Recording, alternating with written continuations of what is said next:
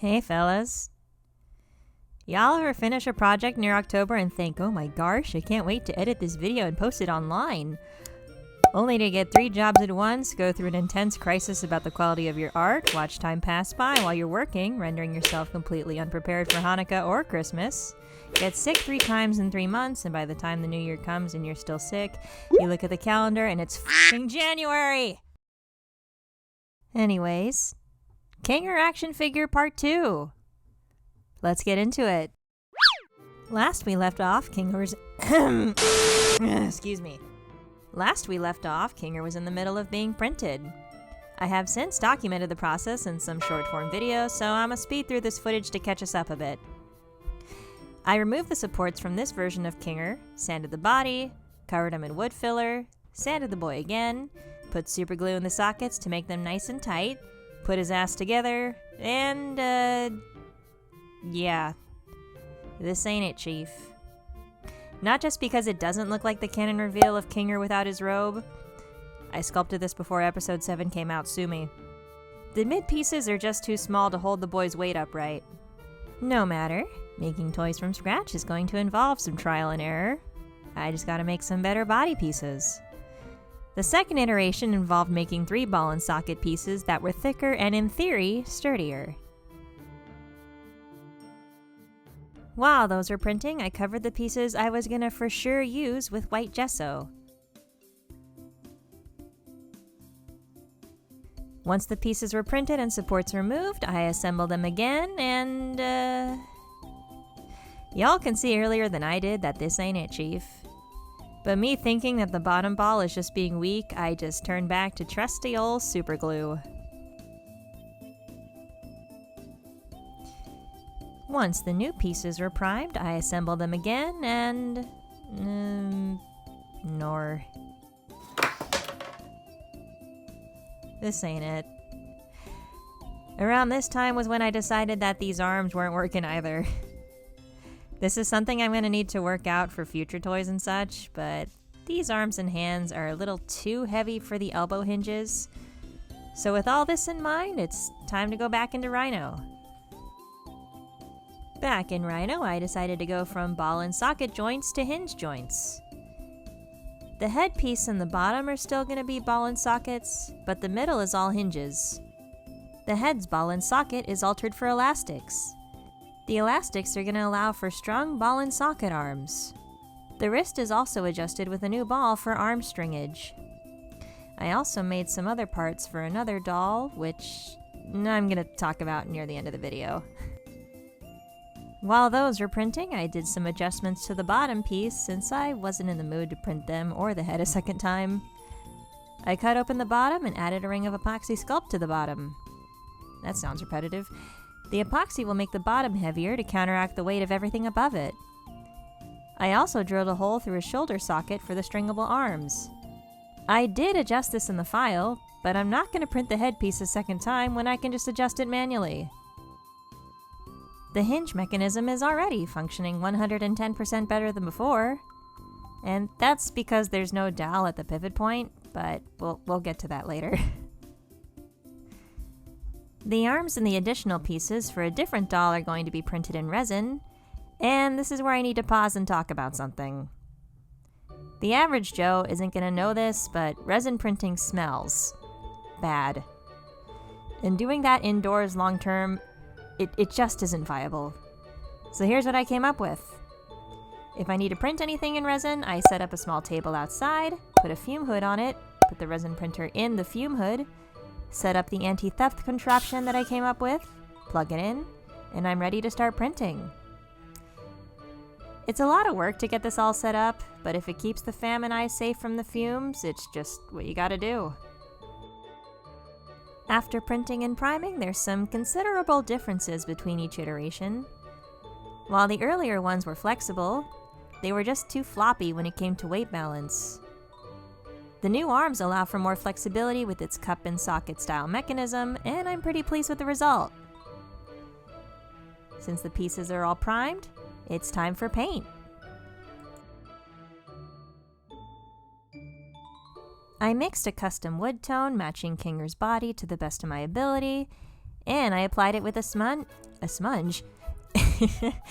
Oh my god. I mixed a custom wood tone matching Kinger's body to the best of my ability and applied it with a sponge for a smooth and even coat. The sponge can't get into crevices, so I painted those with a brush. While those dry, I varnished the hands and arms so they're shiny and see-through. For color variation, I mix a lighter wood tone and sponge it on. With the crevices looking darker, it gives the paint job a more natural look. Or maybe I painted him wrong to begin with. I'm not sure, this footage is a few months old.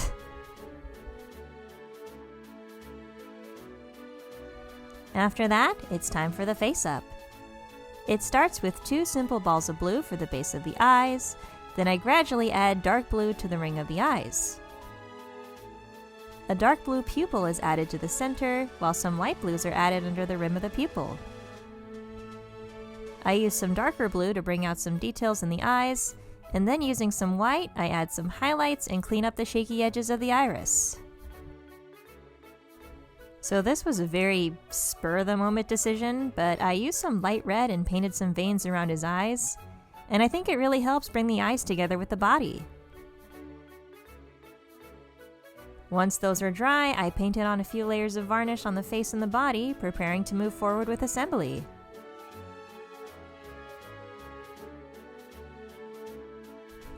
During assembly, I did notice that the pieces are kinda tight, so I shaved some space off with an X-Acto knife and some rasps.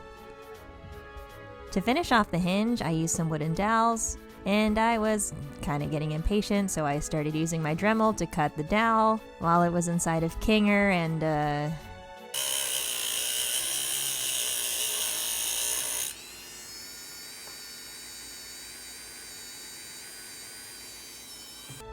despite that minor gash, I decided to test the tightness of the hinge, and yeah, it's always something with these dolls. After fixing this, I took them apart and made sure to shave down the joints of the doll. A lot. Shaving the joints and fixing the breaks and gashes exposed the plastic, so I used some pastels to stain the plastic. It's not one-to-one with the paint job, but it does make the bigger picture of the doll look cohesive. I ended up liking it a lot, so I brushed some pastels in the crevices of his sculpt, and it really added some extra depth to his body. I also brushed red pastel around his eyes to make them look more bloodshot. I had to mix some more wood color just to cover the breaks and gashes. Just one more coat, I promise. And this is the point where I looked back at the Canon render of Kinger and realized I was missing his wood grain. Using my brush, I added some wood grain lines, just trying to paint without thinking about it so it looked more natural. After that, I painted on some varnish. Again, I promise you this is the last coat. And then I assembled his body and went on to polish and shine the arm pieces. And I think my phone's memory filled up again because all I have on my timeline here is a blank screen. Anywho, we can't detach his arms without his robe, so that's what we're moving on to. I had a general idea of how the robe pattern would need to look. It's just a rounded square with 2 holes for the arms and 2 notches for curvature, so I just needed to test it out and see if it worked.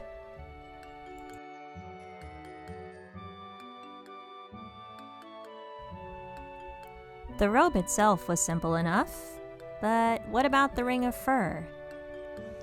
Because I like to overcomplicate everything I do, I looked up instructions on how to make a yarn boa. You know what a boa is, right? Those long, fluffy, snake-looking things with feathers that you probably had in a dress-up kit or Halloween costume at one point. Yep, I'm gonna do that. Yeah. To make one out of yarn, you need a length of yarn that's long enough to wrap around whatever you need it to. You're gonna set that aside, and with the rest of your yarn, you're gonna make a few loops and tie that in the middle. Tie that in the middle, cut the edges, and now poke your main string through the tied loop. Fluff out the yarn, and that's the start of your boa. Now you just have to do that repeatedly, over the course of hours. You know what the best part of this all was? ended up finding a short pile of fabric in my fabric box and decided to just use that. This ended up being a lot easier than making a boa. Just had to cut out a long rectangle, stuff it, sew it onto the robe, and call it a day. The boa is not a bad option. It's great if you've got a thing for monotonous tasks that make praying for death sound appealing, but I honestly just wanted to be done. Now that we have everything, it's time to play dress up. First the robe, then the arms get strung on, and there we have it. He poses pretty well. This is probably the most balanced and functional doll I've made yet. But does the robe look a little short to you? Yeah, it's a bit short. No worries. Made a new one real fast, and it's off to the photo shoot.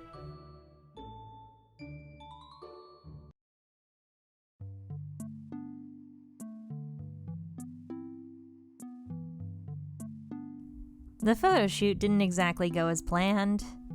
I went to a mall that has a pretty pond thinking, I don't go to this mall very often, maybe I should go again and see what's changed.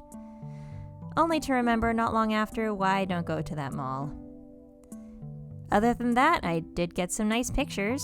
It's just not a very scenic place when it comes to places to go and things to see. And I've also worked at a couple places at this mall, so I don't think the retail PTSD has fully left me yet.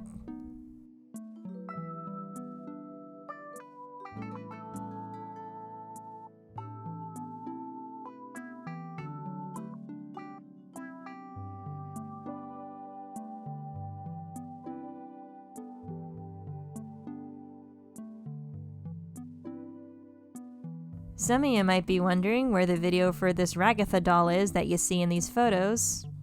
Most of you probably don't even know I made one at all. Well, I have all the footage, but I'm just really hesitant to post it since the result is so lackluster. I'm a model maker, not a plush maker. So despite knowing how to sew, plush is a learning curve I haven't quite gotten past yet, and I'm not sure why. I really couldn't tell you what the disconnect is. I'm not entirely sure if I'll attempt to make a new one for a new video, or if I'll include footage from the first iteration in that video either. We'll just have to wait and see. But for now...